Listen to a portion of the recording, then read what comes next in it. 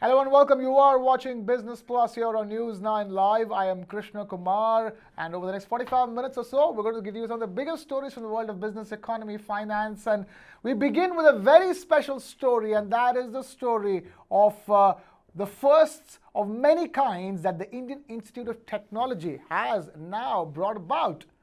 In a first of many kinds, IIT is all set to get its first woman director.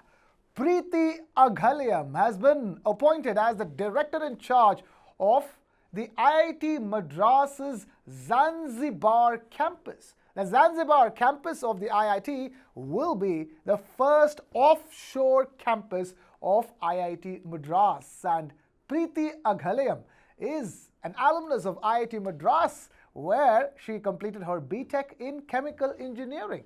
Remember, it's the same IIT that has produced the likes of Sridhar Vembu, founder and CEO of Zoho Corporation, Chris Gopalakrishnan, one of the co-founders of Infosys. Preeti Aghalayam, incidentally, will take charge as the academic session begins in the month of October. And we have the pleasure of speaking to Preeti Aghalayam as she joins us live here on the show. Preeti, thank you so much for taking time out to be with us over here. Talk to us. How does it feel? Talk to us about the moment when you were told about this.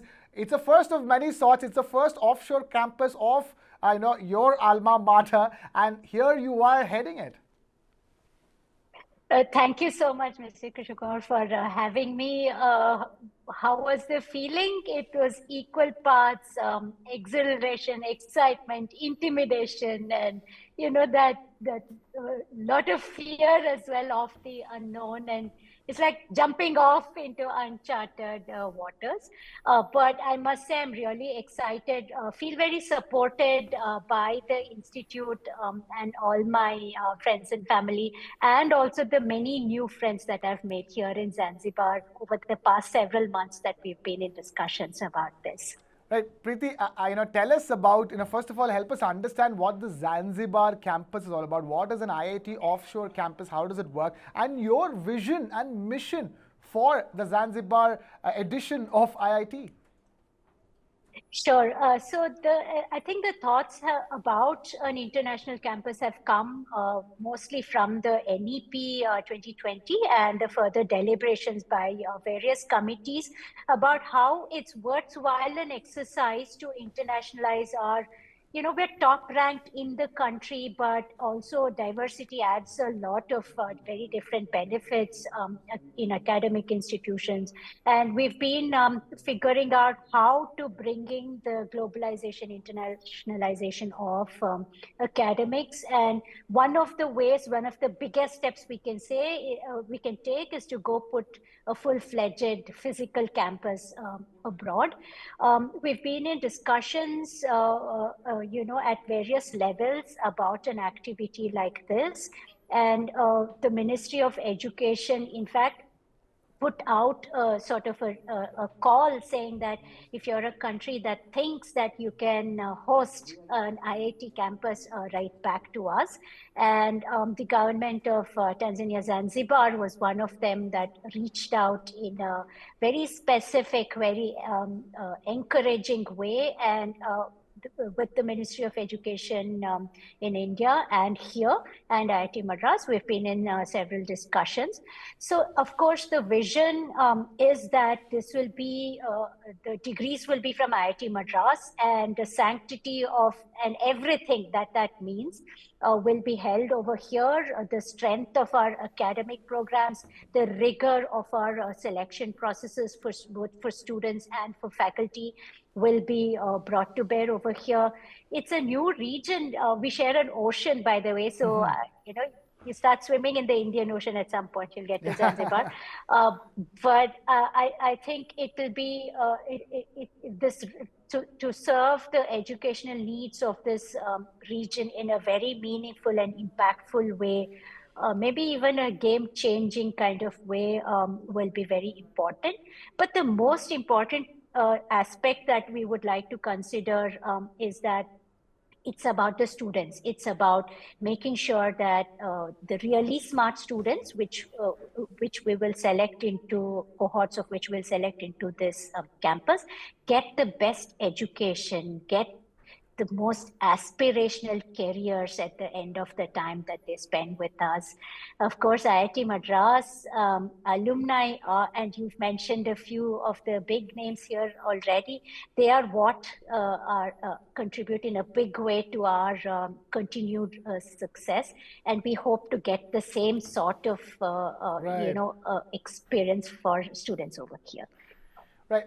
The one thing I want to ask you that everybody asks, from IIT people is this. IIT is the premier educational institute of India. Apart from IIM, the two most globally renowned, education institutions from India. And the questions to them is always simple. You create these great brains, and these great brains eventually leave the country. And they go and they invent new things, file patents and, get IP rights for things, for other countries. And here you are, IIT itself going outside India's borders. Talk to us about, driving innovation and the focus on patents and original ideas generated out of IIT, remaining within IIT and sort of, contributing to India. I think the world is changing now. It's become a much smaller world at this point of time. And meanwhile, India has also grown very big. So whatever research innovation you're doing, you solve an India problem, you solve a world problem, basically. So I don't think we need to worry about that anymore. And I think that is one of the articulations of this whole effort that even us in academic institutions have been looking in terms of internationalization and globalization. I don't think we are overly worried about this. The type of innovations that are coming out of our students and our faculty colleagues is meaningful for the entire world and certainly for India. And now with this new activity that we've launched, it's the Indo-Africa story and innovation, problem solving, picking the most challenging aspects that are faced by these societies and putting together scientific solutions for them. I think it's an exciting frontier, and smart students will feel challenged by this and take this on, take this bull by the horns is what I feel. All right, talk about the same. So, one add-on question to that. The talk is these days, not just IIT, any educational institution is about creating industry-ready alumni of the institutions. From that perspective, talk to us. How are things evolving at IIT Madras, and now by extension to the Zanzibar campus? Oh, absolutely. Perfect question. So we found that, of course, the conventional engineering science education is fantastic, very foundational, very important for training young minds. But interdisciplinarity is key. And a lot of those silos that we've had over the decades in terms of, chemical engineering versus mechanical engineering, these are breaking down. We are recognizing these trends. The interdisciplinary programs that we have at the master's level are extremely popular with young students, and we understand why, because that's where the fun, interesting, challenging, exhilarating jobs are. So with this campus as well, we'll ride on that trend, and even the first set of programs that we have, which is going to be in data science and artificial intelligence, are put together for this reason, like you said, to have something that is really exciting and meaningful for young people to take on and take forward into their careers. And the vision definitely is that to continue in this direction, meaningful interdisciplinary programs, which will build job-ready students that will hit the ground running when they graduate from this campus. Right. And there's only one thing left to ask you. You are the first woman director of an IIT. Talk to us about, and engineering, is again has that whole, bias towards, one gender. Talk to us about, breaking down those barriers and what, having a woman director in IIT would mean for more women IIT graduates, more women patent filers from IIT, and, more women PhDs from IIT. So I'm a chemical engineer. I'm an IIT Madras trained chemical engineer, and I've of course, in my graduate classes as well, I've been a minority as a woman, and a part of a minority as a woman, and also as a faculty. But I hope that somewhere it's inspirational for young women to take on.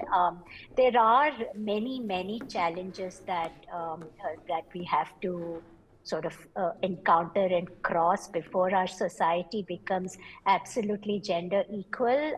But I hope that we'll do better in that direction going forward, and that young women these days will aspire for absolutely the biggest thing that will be good for them, that will marry what they have inside them with what the society needs. Right. We'll leave it at that. Preeti Aghalayam, thank you so much for taking time out, in between your busy schedule to speak to us here on Business Plus on News9 Live. Wishing you all the best as the director, the first woman director of an IIT at IIT Madras Zanzibar campuses. Wishing you all the success and hope we talk again soon when IIT Zanzibar comes in the news again. But for now, we'll leave it at that. Thank you so much for joining us, Preeti Aghalayam, and wishing you all the best. Thank you very much for having me. Right, that was Preeti Aghalayam, the first woman director of an IIT, joining us here on Business Plus.